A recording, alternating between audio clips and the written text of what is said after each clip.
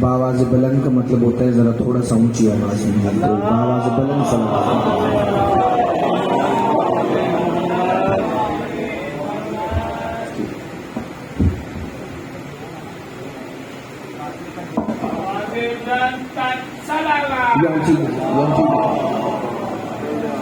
محمد محمد بسم اللہ الرحمن الرحیم العلی العظیم الحمد للہ الذی جعلنا من المتمسکین بولایت امیر المؤمنین الحمد للہ الذی ہدانا لہذا وما كنا لنہتدی لولا ان ہدانا اللہ لقد جاءت رسل ربنا بالحق مولانا و مولا الثقلین جد الحسن والحسین مولانا ابی القاسم محمد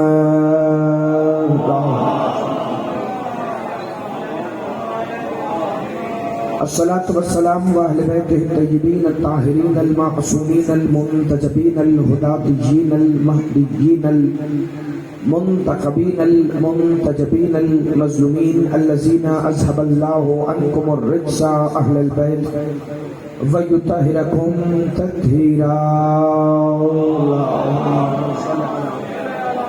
محمد وآل محمد قال سبحانه وتعالى في كلامه المجيد ومحكم خطابه الحميد وقوله الحق بسم الله الرحمن الرحيم فمن حاجك فيه من بعد ما جاءك من العلم فقل تعالوا ندعو أبناءنا وأبناءكم ونساءنا ونساءكم وأنفسنا وأنفسكم ثم نبتهل فنجعل لعنة الله على الكاذبين الصلوات باواز بلند اللهم صل على محمد وآل محمد دعا ہے کہ پروردگار عالم اس عظیم ترین عبادت کے درجات میں اور بھی بلندی عطا فرمائے۔ رب العزت تو بہتر جانتا ہے کہ کائنات میں وہ واحد عبادت ہے ذکر حسین ابن علی کہ جو قبول پہلے ہوتی ہے اور ادا بعد میں ہوتی ہے۔ مالک کائنات آل محمد کی عزت اور عظمت کے صدقے میں خادمین فرش عزا کے عزت رزق جان مال ایمان اور خصوصاً عقیدہ ولایت امیر المومنین میں بے حساب برکتیں عطا فرما۔ پروردگار عالم آل محمد کی عزت اور عظمت کے صدقے میں ہر دعا کی صرف ایک ہی دعا ہے کہ اس شہنشاہ معظم کا ظہور جل ہو جو شریک القرآن ہے، جو خلیفۃ الرحمن ہے، جو امام الانس والجان ہے، جو صاحب العصر والزمان ہے، جو ایک ہی وقت میں مصطفیٰ بھی ہیں، جو ایک ہی وقت میں مرتضیٰ بھی ہیں، جو مجتبیٰ بھی ہیں، جو سیدہ بھی ہیں، جو سید الشہداء بھی ہیں۔ وہ شہنشاہ تشریف لائیں اور خانہ کعبہ کی چھت پر علم حضرت عباس لہرا کر یہ صدا دیں کہ اشہد ان امیر المؤمنین علی ولی اللہ، تاکہ پوری دنیا یہ جان لے کہ جیسے علی آدم سے پہلے واجب تھا ویسے ہی قیامت کے بعد بھی واجب ہے۔ ایک صلوات کی تلاوت فرما لے مل کے با جماعت صلوات باواز بلند محمد وآل محمد۔ جہاں جہاں بھی آپ تشریف فرمائیں پورے اطمینان کے ساتھ۔ آیت میں نے وہ پڑھی ہے کہ جس کی تشریح اور توضیح کرنے کے لیے زیادہ وقت درکار نہ ہو تاکہ فضائل بھی پڑھے جائیں اور مصائب کی عبادت بھی مکمل ہو جائے۔ باقی آپ کا اپنا مزاج ہے، جس ترتیب سے آپ آیت کو سماعت فرمائیں گے میں اسی قدر فضائل آپ کی سماعتوں کے لیے ہدیہ کروں گا۔ پروردگار عالم نے قرآن میں ایک آیت بھیجی جسے آیہ مباہلہ کہتے ہیں، اور اللہ اپنے حبیب سے کہہ رہے بسم اللہ الرحمن الرحیم فمن جاءک فیہ من بعد ما جاءک من العلم۔ اے میرے حبیب اگر یہ تم سے عیسیٰ کے متعلق سوال کرتے ہیں، اللہ نے اپنے حبیب کو آواز دے کے کہا فمن حاجک فیہ من بعد ما جاءک من العلم فقل تعالوا ندعو ابناءنا وابناءکم ونساءنا ونساءکم وانفسنا وانفسکم ثم نبتہل فنجعل لعنۃ اللہ علی الکاذبین۔ وہ ادھر سے آئے یا پیچھے سے آئے آپ نے دیکھ رہے نہیں، صرف ترجمے پہ توجہ رکھنے۔ اگر یہ تم سے عیسیٰ کے بارے میں جھگڑ رہے ہیں کہ عیسیٰ اللہ کا بیٹا ہے یا نہیں ہے تو تم ان سے کہہ دو کہ ابھی فیصلہ ہو جائے گا، تم اپنے بیٹے لے آؤ، ہم اپنے بیٹے لے آتے ہیں۔ تم اپنے بیٹے لے آؤ، ہم اپنے بیٹے لے آتے ہیں، تم اپنی نساء کو لے آؤ، ہم اپنی نساء کو لے آتے ہیں، اور تم اپنے نفسوں کو لے آؤ، ہم اپنے نفس کو لے آتے ہیں۔ بڑی توجہ اتنی مرتبہ آپ نے سنی ہے کہ میرے سے زیادہ زبانی آپ کو یاد ہوگی۔ اللہ فرما رہے ہیں اگر یہ تم سے جھگڑ رہے ہیں عیسیٰ کے متعلق تو ان سے کہو کہ یہ اپنے بیٹے لے آئیں، ہم اپنے بیٹے لے آئیں، یہ اپنی نساء کو لے آئیں، ہم اپنی نساء کو لے آئیں، یہ اپنے نفسوں کو لے آئیں، ہم اپنے نفس کو لے آئیں۔ کیونکہ عیسائی مدینہ میں آ کے نجران کے پادری مصطفیٰ سے کہہ رہے تھے کہ عیسیٰ اللہ کا بیٹا ہے، تو مصطفیٰ یہ کہہ رہے تھے کہ بتاؤ اگر تم عیسیٰ کو خدا کا بیٹا مانتے ہو تو تمہارے پاس دلیل کیا ہے؟ یہ بڑا خوش ہو کے کہتے تھے ہمارے پاس دلیل یہ ہے کہ عیسیٰ بنا باپ کے دنیا میں آیا ہے تو ہم اسے اللہ کا بیٹا مانتے ہیں۔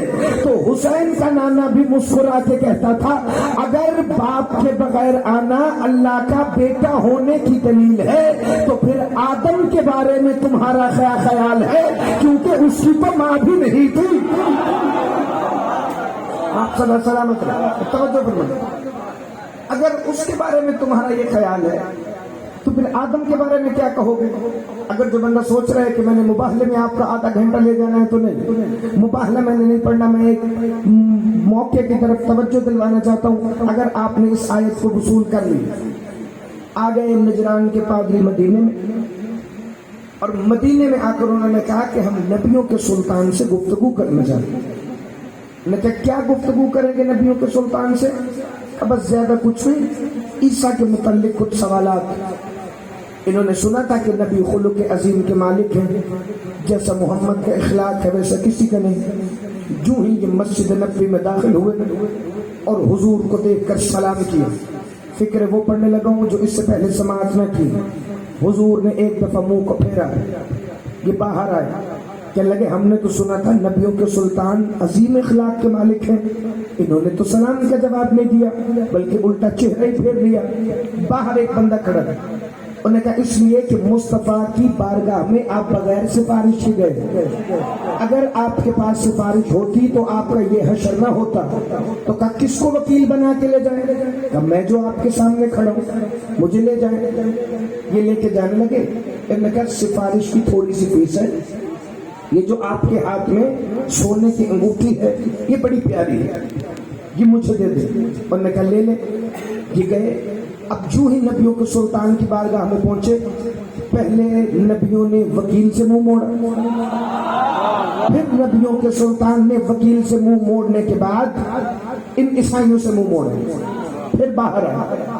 ایک اور بندہ ملا، اس نے کہا آپ کی سفارش بڑی کمزور تھی، آپ کی عبا بڑی اچھی ہے، آپ کی دستار بڑی اچھی ہے، آپ نے جوتے بڑے قیمتی پہنے ہیں، اگر آپ سونے کے زیورات کے ساتھ یہ لباس بھی مجھے دے دیں تو میں مصطفیٰ سے آپ کی سفارش کروں گا۔ جنہوں نے خیر مسلموں کے بھی کپڑے اتروا لیے ہو، اللہ جانے انہوں نے امت کے ساتھ کیا کیا ہوگا۔ یہ جو ہی نبیوں کے سلطان کی بارگاہ میں گئے، اگر آپ آنے جانے والوں کو دیکھیں گے تو میری بات ایک بھی پلے نہیں پڑے گی بھائی۔ انہوں نے کہا اگر انہوں نے نبیوں کے سلطان کی بارگاہ میں اسے ہی لے کر جانا تھا تو اس سے اچھا کہ واپس آ جاتے۔ گئے، نبی نے ان سے بھی منہ موڑا، پھر عیسائیوں سے بھی منہ موڑا۔ اب جو مایوس ہو کے مسجد سے باہر نکلنے لگے نا تو نظر پڑ گئی اس شخص پر جو سیدہ کی دہلیز پہ دن میں 5 مرتبہ اپنی داڑھی سے آیے تطہیر لکھتا تھا۔ مجھے نہیں پتا آپ کا معیار سماعت کہاں ہے کہاں نہیں، لیکن میں آپ کو لے کے کہیں اور جا رہا ہوں۔ ان کی نظر پڑ گئی جناب سلمان محمدی کے نورانی چہرے پر۔ سلمان کو دیکھ کے کہتے کیا آپ بھی نبی کی بارگاہ میں ہماری سفارش کریں گے؟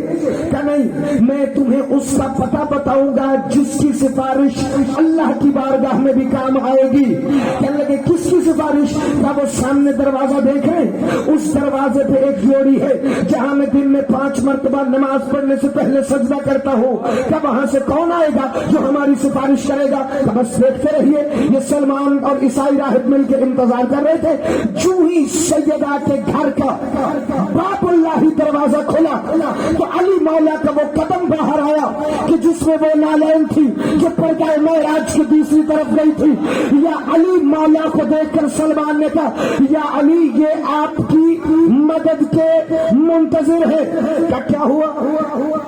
ہم نبیوں کی سلطان کی بارگاہ میں جاتے اور جانے کے بعد ہوتا یہ ہے کہ وہ ہم سے بھی منہ موڑ لیتے اور اپنے وکیلوں سے بھی منہ موڑ لیتے۔ اللہ کرے جتنا خاموش ہو کے آپ سن رہے ہیں اب اتنا ہی آہستہ میں پڑھوں۔ سلمان نے کہا، علی مولا تمہیں صحیح گائیڈ کریں گے، ان کے سوا کوئی رہنما نہیں، ان کے سوا کوئی رہبر نہیں۔ وقت کے علی کے بغیر جو کسی کو رہبر کہے اس سے بڑا لامتی ہوتا بھی کوئی نہیں۔ ان نے کہا ان سے بڑا امام کوئی نہیں، ان سے بڑا رہبر کوئی نہیں، یہ اکیلے ہی تو پیشوا ہے اس وقت، کیا کریں گے؟ یہ آپ کو لے کر جائیں گے۔ علی نے کہا اب تمہیں لے کر جاؤں گا میں۔ آپ سے مصطفیٰ منہ نہیں موڑیں گے؟ کہ وہ مجھ سے منہ نہیں موڑتے کیونکہ مصطفیٰ کا چہرہ میرا چہرہ ہے۔